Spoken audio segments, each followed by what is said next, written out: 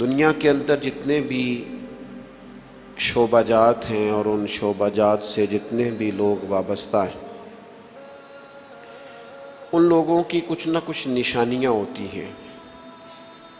ہر محکمے کی اپنی ایک مخصوص گفتگو اور زبان ہوتی ہے۔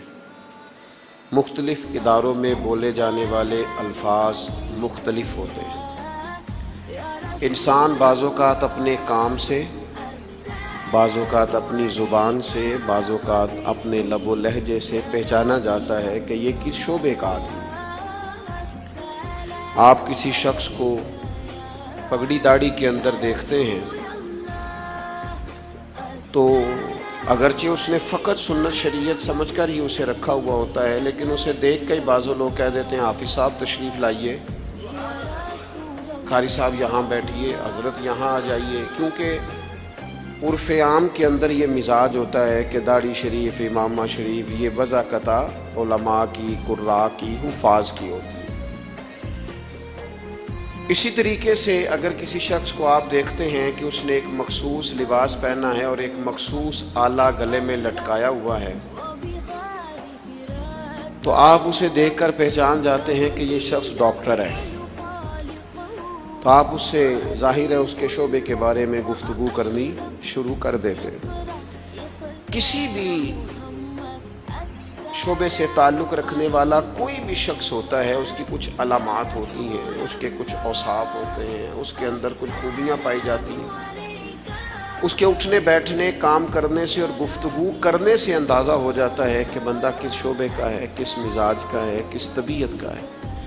تو دنیا کے اندر اگر بہت سارے لوگ اپنے معاملات سے، گفتگو سے، آنے جانے سے پہچانے جاتے ہیں، تو بلا مثال و بلا تشبیہ سمجھانے کے لیے عرض کرتا ہوں،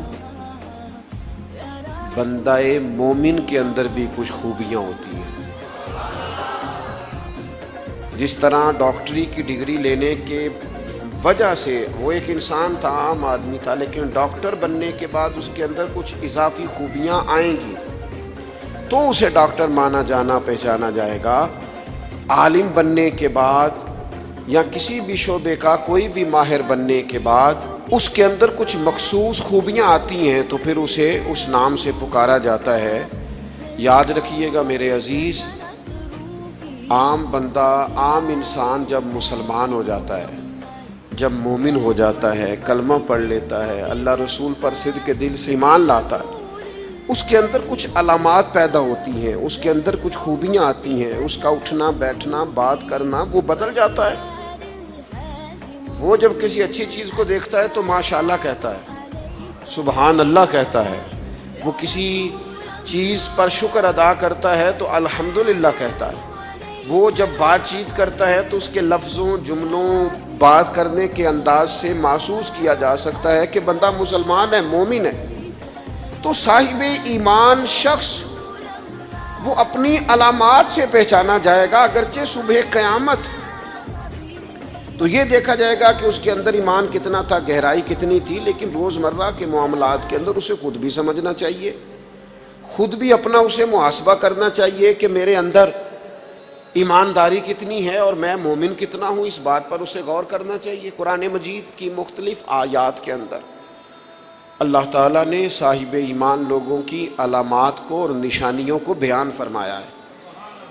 آپ سورہ بقرہ پڑھیں گے تو ھدی للمتقین الذین یؤمنون بالغیب ویقیمون الصلاۃ ومما رزقناہم ینفقون، یہ علامات صاحب ایمان کی بیان کی۔ سورہ مومنون کے آغاز میں اللہ تعالیٰ نے صاحب ایمان لوگوں کی علامات کو بیان کیا، مختلف جگہوں پر مختلف انداز میں۔ قرآن حکیم کے اندر صاحب ایمان لوگوں کے تذکروں کو اللہ کریم نے بیان فرمایا۔ میں نے سورہ انفال کا ایک مقام آپ کے سامنے تلاوت کیا ہے۔ ان آیات کے اندر اتر کر، ان کی گہرائی میں غور کر کے، اور ان آیات کے اندر اللہ تبارک و تعالیٰ نے جو انداز کریمانہ اپنے کلام میں اختیار فرمایا ہے، اور جس خوبصورت پیرائے میں اور جس خوبصورت ترتیب میں اور جس حسن معنوی کے ساتھ قرآن مجید نے بندہ مومن کی شانوں کو بیان فرمایا ہے، اس پہ ذرا اتر کر دیکھیں، اس کا ذرا کیف لے کر دیکھیں۔ فرمایا انما المؤمنون الذین اذا ذکر اللہ وجلت قلوبہم، فرمایا بے شک ایمان والے تو وہ لوگ ہیں جب اللہ کا ذکر کیا جاتا ہے تو ان کے دل ڈر جاتے ہیں. وجلت قلوبہم، اللہ تعالیٰ کے جلال کے ساتھ ان کے دل ڈرتے ہیں، ہیبت زدہ ہو جاتے ہیں صرف اللہ کا ذکر کر دینے سے ہی. اور قرآن مجید کا حسن دیکھیں، یہ نہیں فرمایا بندے ڈر جاتے ہیں، وجلت قلوبہم، ان کے دل ڈر جاتے ہیں، ان کے دلوں پر ہیبت طاری ہو جاتی، ڈر جاتے ہیں. وَإِذَا تُلِيَتْ عَلَيْهِمْ آيَاتُهُ زَادَتْهُمْ ایمانا، اور فرمایا جب اللہ کی آیتیں ان پر تلاوت کی جاتی ہیں تو ان کا ایمان ترقی پا جاتا ہے. اللہ کا ذکر ہو تو دل ڈر جاتے ہیں، قرآن مجید پڑھا جائے تو ایمان ترقی پذیر ہو جاتا ہے، مضبوط ہو جاتا ہے، اس کے اندر اللہ تبارک و تعالیٰ کیف میں اضافہ کر دیتا ہے. یہ صاحب ایمان آدمی کی شان ہے. اور فرمایا یہ لوگ کون ہیں؟ وَعَلَىٰ رَبِّهِمْ يَتَوَكَّلُونَ، یہ وہ لوگ ہیں جو بھروسہ اپنے رب پر کرتے ہیں، ساری امیدیں ساری آرزویں اپنے مالک سے وابستہ کرتے ہیں، ان کا سارے کا سارا اعتماد اپنے مالک کریم پر ہوتا ہے. یہ مومنوں کی شان ہے. اور پھر ارشاد فرمائے الذین یقیمون الصلاۃ ومما رزقناہم ینفقون، یہ وہ لوگ ہیں جو نماز قائم کرتے ہیں اور جو کچھ ہم نے انہیں دیا ہے اس میں سے اللہ کی راہ میں خرچ کرتے ہیں. ایک تو ان کے دل ڈر جاتے ہیں اللہ کے ذکر سے، دوسرا یہ کہ جب قرآن مجید کی آیات تلاوت کی جاتی ہیں تو ایمان ترقی پاتا ہے، تیسرا یہ کہ یہ لوگ اپنے رب پر بھروسہ کرتے ہیں، چوتھا یہ کہ نماز کو قائم کرتے ہیں. الذین یقیمون الصلاۃ، نماز قائم کرتے ہیں، اپنے ظاہری اور باطنی تمام آداب کے ساتھ نماز پابندی سے ادا کرتے ہیں. مما رزقناہم ینفقون، اور جو ہم نے ان کو دیا ہے اس میں سے خرچ کرتے ہیں ہماری راہ میں. اللہ کریم نے فرمایا یہ جو 5 علامتیں ہیں، 5 اللہ تعالیٰ کا ذکر ہو تو دل ڈر جائے، وَإِذَا تُلِيَتْ عَلَيْهِمْ آيَاتُهُ زَادَتْهُمْ ایمانا، قرآن پڑھا جائے تو ان کا ایمان ترقی پا جائے، وَعَلَىٰ رَبِّهِمْ يَتَوَكَّلُونَ، اپنے رب پر بھروسہ کریں. الَّذِينَ يُقِيمُونَ الصَّلَاةَ، وہ لوگ جو نماز قائم کرنے والے ہوں، وَمِمَّا رَزَقْنَاهُمْ يُنْفِقُونَ، اور جو ہم نے انہیں دیا ہے اس میں سے ہماری راہ میں خرچ کرنے والے ہوں. فرمایا جن لوگوں کے اندر یہ 5 علامتیں پائی جائیں گی، اولئک ھم المؤمنون حقا، فرمایا یہ سچے مومن ہیں.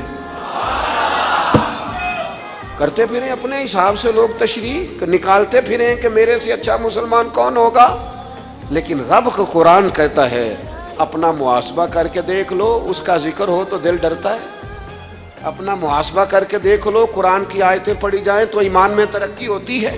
اپنے آپ سے پوچھ لو رب پر بھروسہ کتنا ہے، اپنے آپ سے سوال کرو نماز قائم کرنے میں تمہارا معیار کیا ہے. یہ دیکھو کہ تم اللہ کے راہ میں خرچ کرنے کے معاملے میں کتنے سخی واقع ہوئے ہو. اگر یہ 5 باتیں پائی جاتی ہیں تو اولئک ھم المؤمنون حقا، میرا رب فرماتا ہے یہ وہ سچے مومن ہیں جنہیں رب سچا مومن فرماتا ہے. یہ اللہ کا فیصلہ ہے کہ اولئک ھم المؤمنون حقا، یہ سچے مومن ہیں، یہ سچے مومن ہیں، یہ سچے مومن ہیں. اللہ کہتا ہے یہ ہیں جو میں تمہیں بتا رہا ہوں، یہ ہیں میرے بندے، یہ سچے مومن. یا اللہ تو انہیں کیا دے گا، کیا عطا کرے گا جب تو کہہ رہا ہے کہ اولئک ھم المؤمنون حقا، یہ سچے. یہ قرآن مجید کا مزہ تو لو یار کتنا زیادہ ہے. یہ سچے مومن ہیں. یا اللہ تو کیا دے گا انہیں؟ فرمایا لہم درجات عند ربہم، ان کے درجے ان کے رب کے پاس ہیں. اس کا ایک معنی مفسرین نے یہ کیا ہے، یہ جو کہا نا لہم درجات عند ربہم، ان کے درجے ان کے رب کے پاس ہیں. مالک فرماتا ہے اس کا ایک معنی مفسرین نے یہ کیا، یہ تو تمہیں قیامت میں پتا چلے گا کہ رب انہیں کیا کیا عطا فرمایا. لہم درجات عند ربہم، تمہیں کیا بتائیں اللہ انہیں کیا دے گا، ان کے درجے ان کے رب کے پاس ہیں. اس نے لکھ دیا ان کا اجر، طے کر دیا ان کا انعام۔ ان کے لیے مالک کریم نے اپنی رحمت سے فیصلے کر دیے کرم والے۔ ہاں تم اگر دنیاوی طور پر دیکھنا چاہو، تم اگر سمجھنا چاہو تو فرمایا وَمَغْفِرَةٌ وَرِزْقٌ کریم، ان کے درجے ہیں ان کے رب کے پاس، اور ان کے لیے بخشش ہے۔ جو خطائیں ہو گئیں بھول کے وہ اللہ معاف کر دے گا، ان کے لیے بخشش ہے۔ اور یہ مت سمجھنا کہ صرف آخرت میں ہی نتیجہ ملے گا، یہ مت سمجھنا صرف بخشش ہی ملے گی، یہ مت سمجھنا کہ صرف اخروی زندگی ہی بہتر ہوگی۔ وَرِزْقٌ کریم،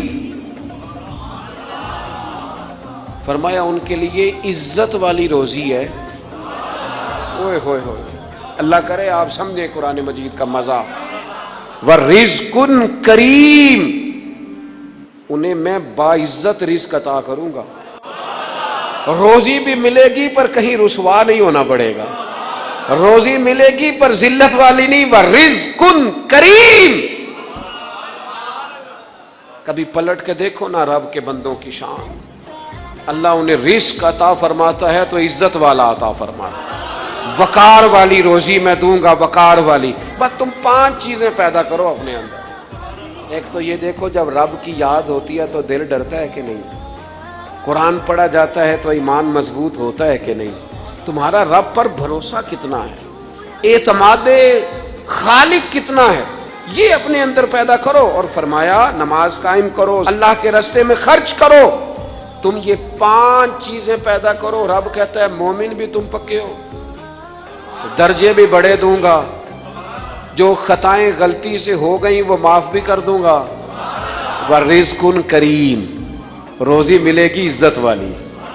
یہ کامل مومن کی نشانیاں قرآن مجید سورہ انفال میں بیان۔ ہم نا بعض ایسی چیزوں کا آہستہ آہستہ شکار ہوتے جا رہے ہیں جن میں ہمیں انتہائی زیادہ سمجھداری کی ضرورت ہے، معاملہ فہمی کی ضرورت۔ بندہ مومن کیا ہوتا ہے، اس کی علامتیں ہوتی ہیں، اس کی شانیں ہوتی ہیں۔ مومن کا ایک اپنا وقار ہوتا ہے، اس کی اپنی ایک الگ وزاداری ہوتی ہے، اس کا ایک اپنا اللہ تبارک و تعالیٰ نے سٹیٹس بنایا ہوتا ہے۔ ہمیں اپنا معیار قائم کرنا چاہیے، اور معیار وہ قلب سے قائم ہوگا، وہ روح سے قائم ہوگا، وہ باطن سے قائم ہوگا۔ بندہ مومن کا مقام سب سے پہلے اسے خود پتا ہونا چاہیے کہ میرا توکل کتنا مضبوط ہے، اسے خود پتا ہونا چاہیے۔ مجھے نہیں پتا آپ میں سے فجر کس کس نے پڑھی ہے، مجھے تو اپنا پتا ہے۔ یہ ہمیں خود پتا ہونا چاہیے کہ ہمارا معیار کیا ہے نماز کے معاملے۔ میں نہیں جانتا آپ کی جیبوں میں کتنا ہے اور آپ کتنا اللہ کی راہ میں خرچ کرتے ہیں، یہ بندے کا رب سے رشتہ ہے، یہ آپ جانے، آپ کا خدا جانے، میں جانوں، میرا رب جانے۔ اللہ کی ذات پر بھروسہ کتنا ہے، یہ لوگوں سے نہ پوچھتے پھریں، لوگوں کو نہ بتاتے پھریں، یہ تو دل کا معاملہ اپنے آپ سے پوچھیں، اپنے آپ کو خود اپنے سامنے کھڑا کریں، اپنا حساب خود کریں، اپنے سے کبھی کبھی سوال و جواب کریں، اپنے سے گفتگو کریں۔ پر کیا کریں، ہم ساری زندگی اپنا دنیاوی معیار ہی ٹھیک کرتے رہے، اپنے پیسوں کا حساب ہی لگاتے رہے، گھر مکان گاڑی سٹیٹس آنا جانا سلام دعا کتنی ہے، یہ ساری چیزیں جن لوگوں کی مضبوط ہیں نیند ان کی کچی ہے۔ دنیاوی سٹیٹس جتنا لوگوں کا مضبوط ہے سوچیں ان کی ٹوٹی ہوئی ہے، نظریات بکھرے ہوئے ہیں، لفظوں اور جملوں میں کمزوری ہے، باتیں جو ہیں وہ محسوس ہوتا ہے کہ ابھی تک یہ بندہ اطمینان ہی نہیں حاصل کر سکا زندگی میں، ابھی تک کوئی گفتگو پکی نہیں، کسی بات میں وزن نہیں، کسی جگہ ٹھہراؤ نہیں، کب ہوگا؟ رب کہتا ہے پہلے اپنے دل سے پوچھ، یہ ادھر ادھر کی باتوں سے تو ڈرتا ہے، یہ رب سے کتنا ڈرتا ہے۔ پتہ ہے نبی پاک علیہ السلام کے صحابہ کا سٹیٹس کیا تھا، معیار کیا تھا رب سے ڈرنے کا؟ 2 چیزیں ایمان کو مضبوط کرتی ہیں، ایک رب سے ڈرنا، اس کی رحمت کی امید۔ اللہ تعالیٰ کی رحمت کی امید بھی رج کے رکھنی ہے، اور اس سے ڈرنا ہے تو پھر بھی ذرا صحیح کر کے ڈرنا ہے، کچا پکا نہیں ڈرنا۔ ڈرنے کی کہانی نہیں بنانی کہ ہو جی اللہ سے ڈر لگتا ہے، وہ ڈرنا ہے، اس ڈرنے سے مطلب ہو کہ اعمال سنوریں، اخلاق کردار کے معاملے میں انسان مضبوط ہو جائے، دیانتدار ہو جائے، سچائی والا ہو جائے، صبر و تحمل والا ہو جائے، امید بھی رج کے رکھنی ہے، ڈرنا بھی رج کے ہے۔ ایک بات ہے سیدنا عمر کی، شیر کی باتیں شیروں جیسی، حضرت فاروق اعظم کی ایک بات اس مضمون پر بڑی طاقتور ہے۔ حضرت عمر فرمایا کرتے تھے مجھے اپنے رب کی رحمت سے امید اتنی ہے کہ نبیوں رسولوں پیغمبروں کے بعد اگر یہ اعلان ہوا نا کہ ساری دنیا کے لیے فیصلہ اور ہے، ایک بندہ صرف جنت میں جائے گا، تو حضرت عمر کہتے ہیں مجھے پکا یقین ہے رب بڑا مہربان ہے، عمر کو جنت دے گا۔ یہ میری امید ہے اپنے مالک سے، وہ بڑا کریم ہے، مجھے پتا ہے میرے اوپر بڑی رحمت کرتا ہے، مجھ سے میرا مالک بڑا پیار کرتا ہے، اس نے کہنا چل تو کمزور ہے سب سے، تو جنت میں جانا۔ فرمایا جو بغیر حساب کے کہ جنت میں جائے گا، لگتا ہے میرے اوپر کرم کرے گا میں جاؤں گا، لیکن حضرت عمر کہتے ہیں مجھے ڈر اتنا لگتا ہے، اس لیے کہ جتنا کریم ہے نا اتنا بے نیاز بھی ہے، تے بے پرواہ نال یاری لا کے پیندے نے دکھ سہنے۔ کہتے ہیں اس کی بے پرواہی سے اتنا ڈرتا ہوں کہ اگر قیامت میں اعلان ہوا نا سب جنت میں چلے گئے، ایک رکے اس کا حساب سخت ہے، اس سے باز پرس کرنی ہے، استفسار کرنا ہے، ایک رکے۔ حضرت عمر کہتے ہیں مجھے ڈر لگتا ہے کہ وہ بندہ میں ہی ہوں گا جسے روک لیا جائے کہ تو ٹھہر پہلے تیرا حساب لمبا ہے۔ امید بھی رج کے اور خوف بھی رج کے۔ کچھ لوگ صرف خوف کا شکار ہیں، وہ بھی ٹھیک نہیں، کچھ نری امید ہی امید کی بات کرتے ہیں، ڈرتے نہیں۔ الایمان بین الخوف والرجاء، ایمان خوف اور امید کی درمیانی کیفیت کا نام۔ اپنے آپ کو دیکھیں، اپنے اوپر غور کریں، اپنے دل کا معیار چیک کریں۔ بندہ مومن کی کچھ علامتیں ہوتی ہیں، اس کی کچھ شانیں ہوتی ہیں، ان شانوں پر غور کریں۔ ہم نا جب تک اپنے باطن کو مضبوط نہیں کر لیتے، جب تک ہم روحانیت کی مضبوطی اپنے اندر پیدا نہیں کر لیتے، اور جب تک ہم روحانی طور پر طاقتور نہیں ہو جاتے، آپ لاکھوں روپے کا جوڑا پہن لیں اور آپ کا قد بڑا اونچا ہو اور آپ کا چہرہ بڑا روشن ہو، لیکن اندر اگر نور نہیں ہے نا میرے دوست، تو لوگ تو ہو سکتا ہے آپ کی فوٹو بڑے شوق سے کھینچے کہ بڑا قد کاٹ ہے، لیکن آپ بے قرار ہیں۔ آپ کو پتہ ہے کہ اس مہنگے لباس کے اندر میرا دم گھٹ رہا ہے، آپ کو محسوس ہوتا ہے کہ اس کشادہ مکان کے اندر بھی مجھے بے قراری محسوس ہوتی ہے، آپ اپنے اندر ایک عجیب سی تکلیف محسوس کرتے ہیں، لیکن اگر آپ کا باطن مضبوط ہو جائے، اللہ پہ بھروسہ ہو جائے، زندگی اس کی بارگاہ میں جھکنے والی ہو جائے، رسول پاک کے دروازے کی گدا بن کے بندہ جینا شروع کر دے، آپ یقین کریں سادے کپڑوں کے اندر بھی کئی دفعہ بندہ محسوس کرتا ہے یار میرا لباس تھوڑا سا سستا ہے، پر اللہ تعالیٰ نے جو مجھے ایمان عطا کیا ہے وہ سب سے زیادہ مہنگی چیز ہے، وہ سب سے زیادہ طاقتور چیز ہے۔ اپنے باطن میں خاص خصوصیات پیدا کریں، اپنے آپ کو ٹائم دیں، اپنی قلبی کیفیات پر زیادہ توجہ کریں۔ زیادہ مجھے فوٹو شوٹو کھینچنے کا زیادہ تجربہ نہیں ہے، مصروفیات زیادہ رہیں تو میں اس طرف نہیں آ سکا۔ تو ایک بچے نے مجھے، ایک دوست نے ایک دن بتایا کہ وہ تصویر کھینچنے کے بعد پھر اس پر کچھ کام ہوتا ہے تو فوٹو اور زیادہ سونی لگنے لگ جاتی ہے۔ اس نے بات کر دی، میں نے سن لی، وہ بات کر کے گزر گیا۔ تھوڑی دیر کے بعد مجھے کہنے لگی پریشانی ہے، میں نے کہا نہیں، کہنے لگا میں نے ایک سادی سی بات کی تھی، پتہ نہیں کوئی آپ تو کہیں کھو گئے، اس کے بعد میں نے دو چار باتیں کی ہیں پر آپ نے ہاں نہ ہی نہیں کی، توجہ نہیں کی۔ میں نے اسے کہا، میں نے کہا پتر تو آکھیا ہے فوٹو تے تھوڑی محنت ہو جائے تو سونی لگن لگ جاندی، تے میں سوچن لگ پیا جے بندہ تھوڑی جی محنت دل تے بھی کر لے، تھوڑی جی محنت نہ دل تے کریے تے جے کدے وہ سونا ہو جائے نا، پاک ہوویں تے پاک ہی ملدا ہی، تے بنا پاکوں پاک نہیں ملدا۔ سارے جسم دے تون دے نالوں اکو تولا ہے ٹکڑا دل دا۔ اگر تھوڑی سی محنت روح پہ ہو جائے، تھوڑی سی اندر تھوڑی توجہ کرے، وہ اگر تھوڑا چمکدار ہو جائے نا، کچھ غلاظتیں، کچھ نفرتیں، کچھ قدورتیں، کچھ عداوتیں، کچھ تکبر، کچھ حسد، کچھ بددیانتیاں، کچھ یہ چیزیں تھوڑی نکل جائیں، آپ یقین کریں بڑا چمکدار ہو جائے دل، بڑا سونا ہو جائے، بڑا حسین ہو جائے، یہ باطن ٹھیک ہو جائے نا تو اللہ کی ساری مخلوق حسین لگنے لگ جاتی. بندے کو نا کچھ عجیب سی کیفیات سے اللہ مالا مال کرتا ہے، اسے کوئی اللہ تعالیٰ ایسا انشراح صدر دیتا ہے، دل کو ایسا ٹھنڈا کرتا ہے، سکون نصیب ہو جاتا ہے. نبی اکرم نور مجسم شفیع معظم صلی اللہ تعالیٰ علیہ وآلہ وسلم سے پوچھا گیا، یا رسول اللہ ایمان کیا ہے؟ ایک کیفیت کا نام ہے نا، ایمان کی صورت تو نہیں ہوتی، ایمان کا روپ تو نہیں ہوتا، وہ مجسم شکل میں تو نہیں ہوتا، ایک باطنی کیفیت ہے نا. یا رسول اللہ صلی اللہ تعالی علیہ وسلم آپ سب سے اعلیٰ، اس کا معیار آپ ہی جانتے، کریم بتا دیجئے، ایک بندہ نوازی فرمائیے ایمان کیا ہے؟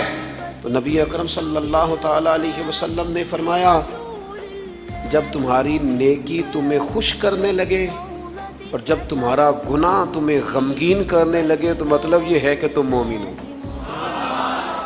اور اگر گناہ کر کے بھی تم غمگین نہیں ہوتے، تکبر کر کے بھی تم غمگین نہیں، حسد کر کے بھی غمگین نہیں، حرام کھا کے بھی غمگین نہیں، لوگوں کا دل توڑ کے بھی غمگین نہیں، کسی کے حق پہ قبضہ کر کے بھی تمہیں غم کوئی نہیں، بہت سارے لوگوں کو بیوقوف سمجھ کر، نادان سمجھ کر، احمق کہہ کر، جاہل کہہ کر، عزتیں اتار کر بھی تم غمگین نہیں ہوتے، تو اس کا مطلب ہے تم نے معیار ایمان کو نہیں پایا. حضور فرمانے لگے نیکی خوش کرے اور گناہ تجھے غمگین کرے. آپ یقین کریں اب نہیں کرتا لوگوں کو گناہ غمگین. لوگ کسی بندے کا دل توڑ کے، اس کی عزت اتار کے، اسے پریشان کر کے، جھڑک کے کہتے ہیں، آیا تھا بندہ سنائیا میں نے چار، وہ تو نے گناہ کر کے اب تو بتا رہا ہے. کسی کو ڈانٹ ڈپٹ کے دل توڑ کے کہانیاں سنا رہا ہے، چلاکیاں کر کے اور تیزیاں دکھا کے. یہ تو بندہ مومن کی شان نہیں ہے. میرے کریم نے تو فرمایا نیکی تجھے سکون دے، اور جب تو گناہ کر کے غمگین ہو تو اس کا مطلب ہے تم مومن ہو. تو فوراً عرض کی یا رسول اللہ پھر بتا دے گناہ کیا ہوتا ہے؟ تو حضور فرمانے لگے جو چیز تیرے دل میں کھٹکے وہی تو گناہ ہے.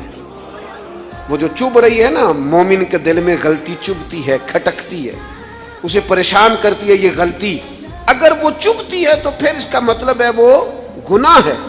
آج کل نا لوگوں نے گناہ کو گناہ سمجھنا چھوڑ دیا. کسی نے کہا تھا جنوں کا نام خرد رکھ دیا، خرد کا جنوں. جو چاہے آپ کا حسن کرشمہ ساز کرے، آپ جو چاہیں نام رکھیں، جو آپ کی طبیعت آئے آپ وہ کام کریں، آپ اپنی مرضی سے نیکی اور بدی کا معیار قائم کر لیں، یہ ٹھیک نہیں ہے. اللہ کے رسول صلی اللہ تعالی علیہ وسلم نے جو آئینہ ایک بندہ مومن کے لیے بنایا ہے، اس آئینے کو ہمیشہ برقرار رکھا جائے، اپنے اندر وہ علامات تلاش کی جائیں جو ایمان کے بعد مومن کے اندر تبدیلیاں آتی ہیں، قلبی طور پر، روحانی طور پر اور اخلاقی طور پر. میں دیکھتا ہوں آج کل نا ہمارے ہاں سب سے زیادہ جس چیز کا فقدان ہے وہ محبت ہے. ہمارے لہجے، ہمارا انداز، ہمارا طریقہ، ہمارا اٹھنا بیٹھنا، اس کے اندر نا محبت نہیں. ہم نا لہجے الفت والے نہیں، مزاج محبت والا. کسی جگہ یار کوئی چلو پنجابی بندے ہیں، ایک دیسی گل تو ہم سنانے میں مزہ آئے گا. وہ ایک جگہ نا کہیں ہم بیٹھے تھے ایک دفعہ، تو کسی شخص نے کسی سے کو لینی دینی تھی چیز، تو اس نے بات کی. تو آپ کو پتہ ہے وہ ریٹ لینے والا بہت زیادہ مانگ لیتا ہے اور دینے والا کوشش کرتا ہے صفر سے شروع کروں، نیچے سے ریٹ دیتا ہے. اس نے کوئی بات کی، ریٹ تھوڑا بتایا تو سامنے والا ناراض ہو گیا، کہنے لگا تو کس طرح کا بندہ ہے، کنج دی گل کی تھی. اب یہ جو ریٹ لگانے والا تھا اس نے بڑا حسین بات کی، وہ بندہ جواب میں بڑے غصے میں آ گیا. اس نے تلخ لبو لہجہ، لگتا تھا تھوڑی دیر کے بعد اٹھ پڑے گا، گریبان تامے گا. تو ہنس کے کہنے لگا یار لینا دینا تے مقدر آندا ہے، گل تے پیار نال کر. میں نہ جناب شاعر مزاج آدمی نہ کئی دفعہ پورا فدا ہو جاتا ہے. میرا دل کرے اس بندے کے ہاتھ چوم لو، اس نے کمال بات. اس نے کہا لینا دینا تے ओए गल ते प्यार नाल कर यार, 2 घड़ियां दा बैठा है, जरा प्यार से बात कर। क्या हो गया तुझे, मिलने आए हैं, गनीमत जानिए मिल बैठने को, जुदाई की घड़ी सर पर खड़ी है, अभी अलार्म बजेगा उठ के तू अपने घर में अपने घर। ओ बात तो प्यार से कर, ओ बोल तो मोहब्बत के साथ, सौदा देना बेचना लेना अलग बात। ओ तू बोला तो ठीक कर, तेरा लहजा तो ठीक हो, तेरी गुफ्तगू तो ठीक हो। लो सुनो ना क्या कहा मदीने वाले महबूब ने, क्या बात है मेरे करीम रसूल की। हुजूर ने बात खोल कर बयान कर दी, मिशकात में मौजूद है। हुजूर फरमाने लगे अल्लाह को मानने वाला, मेरा कलमा पढ़ने वाला, फरमाया ये जो मोमिन होता है ना, मोमिन होता ही उल्फत वाला है, मोमिन होता ही मोहब्बत वाला है। मोमिन और मोहब्बत ये लाजिम व मलजूम है। मोमिन और मोहब्बत ये एक चीज के 2 नाम है। हुजूर फरमाने लगे, मिशकात में हदीस है, फरमाया मोमिन होता ही मोहब्बत वाला है। फरमाया उस बंदे में कोई खैर ही नहीं, ना किसी से प्यार करे ना कोई उससे प्यार करे। जो ना प्यार करे ना उससे प्यार किया जाए, उसमें खैर है ही कोई नहीं। मोमिन जो है ना, मोमिन वो प्यार करता भी है और मोमिन से प्यार किया भी जाता है। अपनी जिंदगी को तलखी, मोमिन की शान नहीं तलख तलख रहना, नाराज नाराज रहना, बेचैन सा रहना, हर वक्त शिकवे करने, नाराज नाराज वक्त गुजारना, हर वक्त कोई ना कोई एतराज का दरवाजा खोल के रखना, हर वक्त कोई नया शिकवा, कोई नई बात खोल के रखना। इससे निकल आओ यार। प्यार जो होता है ना वो दुनिया को संवार देता है। मोहब्बत जो होती है ना उसके अंदर बड़ा मजा होता है, उसमें बड़ा कैफ होता है। इसलिए अपने लहजों से तलखियों को निकालें। हमारे यहाँ ना एक बहुत बड़ा मसला है, बिलखुसूस हम जो सूफिया की जमात है ना, इसमें बाज़ लोगों का ख्याल है कि मैं ना फलां दरूद पाक पढ़ूंगा तो नबी पाक के करीब चला जाऊंगा। कोई शक नहीं, दरूद पढ़ने से हुजूर का कुर्ब मिलता है। बाज़ लोगों का ख्याल होता है कि नात शरीफ की बरकत से महबूब के करीब जाऊंगा। कोई शक नहीं, नात पढ़ना और नात सुनना ये बंदे के दिल को हुजूर की मोहब्बत के अंदर बड़ा मजबूत कर देता है। कुछ लोगों का मेयार होता है कि मैं इतने इतने वज़ाइफ इस टाइम में मुकम्मल करूंगा तो मैं नबी पाक के करीब जाऊंगा। तो हुजूर ने तो खुद बता दिया मेरे करीब कौन है। दरूद पाक पढ़ने वाले को भी करीब बयान किया हुजूर ने। जिहाद करने वाला, इबादत करने वाला, रियाजत करने वाला, दीन की खिदमत करने वाला, ये सब हुजूर के करीब है। पर नबी पाक अलैहिस्सलाम ने फरमाया तुम में से, ये बुखारी है, फरमाया तुम में से मेरे यहां मेरे करीब सबसे महबूब वो शख्स है जिसके अखलाक ज्यादा अच्छे हैं, जिसका रवैया लोगों के बारे में ठीक है, जिसकी नियतें, इरादे, लहजे लोगों के हक में नरम है, वो मेरा महबूब है। हुजूर फरमाते हैं मेरा महबूब है, मेरा वो प्यारा बंदा है, वो मेरा महबूब है उम्मती। तो हुजूर का महबूब बनने का बेहतरीन तरीका यह है कि अपना अखलाक ठीक किया जाए। एक बात और करनी है, जो दौर मेरा और आपका दौर है ना, ये तेज लोगों का दौर है, चालाक लोगों का दौर है। लोग ऐसी ऐसी बात सुनाते हैं कि बंदा हैरान हो जाता है। चालाक मिजाज, तेज तबीयत। मैंने अपनी जिंदगी में बड़े बड़े तेज लोग नाकाम होते देखे और बड़े बड़े भोले बंदे सीधे साधे, लेकिन उन लोगों को अल्लाह ताला ने इतना नवाजा है, इतना करम फरमाया है। लो सुनो, तिरमिजी है, नबी अकरम सल्लल्लाहु ताला अलैहि वसल्लम ने फरमाया जो मोमिन होता है ना वो भोला भाला होता है और शराफत वाला होता है। बल्कि एक हदीस में तो हुजूर फरमाते हैं मोमिन इतना भोला होता है कि सामने वाला उसे बेवकूफ समझने लग जाता है, उसका ख्याल होता है इसे तो अकल ही कोई नहीं। मोमिन भोला भाला। और एक हदीस में ये भी लफ्ज है कि जन्नत में अक्सर भोले भाले लोग जाएंगे। ये जो तेजियां है ना, इंसान का समझदार होना और बात है, इंसान का तदब्बर वाला होना, फहम व फिरासत वाला होना और बात, लेकिन चल्लाक होना, मक्कार होना, शीशे में उतारना, लोगों को अपने काबू में करने की कोशिश करना, इसको शरीयत पसंद नहीं करती। तू ना बंदों को चलाकी करके काबू ना कर, मोहब्बत से काबू कर, इखलाक से काबू कर। تو اپنے انداز بڑی بڑی عجیب داستان سرائی کر کے لوگ دنیا کو جیتنا چاہتے ہیں، اس سے انسان کے اندر کمزوری آتی ہے۔ کچھ جگہ ایسی ہوتی ہیں جہاں تیزیاں، مجھے ایک بات میرا بڑا دل کر رہا ہے، کر لوں، ٹائم تھوڑا رہ گیا ہے۔ حضرت خواجہ معین الدین صاحب چشتی رحمۃ اللہ علیہ نا، خواجہ قطب الدین صاحب بختیار کاکی رحمۃ اللہ علیہ سے ملنے کے لیے یہاں آئے دلی میں، اپنے مرید سے ملنے۔ سب لوگوں سے ملاقات ہوئی تو ایک شخصیت ایسی تھی جن سے خواجہ صاحب کا خیال تھا ملاقات ہوگی، لیکن ملاقات نہ ہو سکی۔ خواجہ صاحب خود ملنے چلے گئے، وہ بھی کوئی دینی تعارف رکھتے تھے۔ آپ نے فرمایا ملنے کیوں نہیں آئے؟ وہ کہنے لگے کیسے ملنے آتا، یہاں میرا بڑا روب تھا، مجھے لوگ جانتے تھے، لیکن آپ نے قطب الدین کو یہاں بٹھا دیا ہے، سب لوگوں کی توجہ ہی ان کی طرف ہو گئی ہے، تو میں کیسے ملنے آتا؟ خواجہ معین الدین صاحب رحمۃ اللہ علیہ خواجہ قطب صاحب سے فرمانے لگے بیٹے کسی کا دل توڑ کے کام نہیں کیا جاتا دین کا، تو سامان باندھ چلے، تو میرے ساتھ اجمیر چل، دلی رہنا ہی نہیں۔ انہوں نے کہا حضور جو حکم ہو۔ انہوں نے سارا سامان سمیٹا، اونٹوں پہ رکھا، روانگی ہونے لگی۔ جب دلی سے باہر نکلے نا شہر سے، تو سارا شہر امڑ آیا، حتیٰ کہ بادشاہ وقت بھی منتیں کر رہا ہے، لوگ رو رہے ہیں حضور خواجہ قطب کو نہ لے کے جانا۔ اس شخص کے درد نے پورے شہر کو درد والا بنا دیا، اس کی تہجد کے وقت کی دعاؤں نے بڑے لوگوں کو مسلح پہ کھڑا کر دیا۔ اس شخص کا اللہ پر بھروسہ بڑے لوگوں کو ایمان کو تقویت دیتا ہے۔ حضور مہربانی کریں نہ لے کے جائیں۔ اتنے سارے لوگ رونے لگے اور رنگ اور ہو گیا۔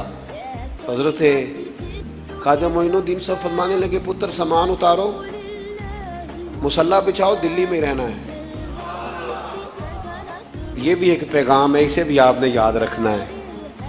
خواجہ قطب الدین صاحب کہنے لگے حضور آپ نے فرمایا تھا کسی کا دل توڑ کے نہیں رہنا۔ فرمانے لگے اتنے سارے لوگوں کا دل ٹوٹنے سے بچاتے بچاتے کسی ایک کا ٹوٹ بھی جائے تو خیر ہے۔ اب کسی ایک کا دل بچاتے ساری دنیا کا دل توڑ دیں، اللہ کرے آپ کو اس بات کی بھی سمجھ آئے۔ ہم نا بعض اوقات کسی ایک کا دل بچاتے، ایک کا، صرف اپنا گھر بچاتے ساری دنیا توڑنے لگے ہو۔ صرف ایک شخص کی رضا کی خاطر ساری دنیا کو توڑ دو گے، ایسا نہ کرنا اپنی زندگی میں۔ یہ مت دیکھنا کہ کسی ایک دو تین بندوں کے نفع کے لیے امت کا، قوم کا، ملت کا نقصان کر دو، یہ کام کبھی نہ کرنا۔ ذاتی مفادات کو ہمیشہ چھوڑ کے قومی، دینی اور ملی مفادات کو مقدم رکھنا۔ جو لوگ قومی مفادات کی بات کرتے ہیں نا، وہ لوگ دنیا کے اندر خیر بانٹا کرتے ہیں، لیکن ہم اکا دکا چند ایک لوگوں کی خوشنودی کے لیے پوری ملتوں کو تباہ کرتے ہیں، یہ کام کبھی نہ کرنا۔ اللہ ہمیں سمجھنے کی توفیق عطا فرمائے۔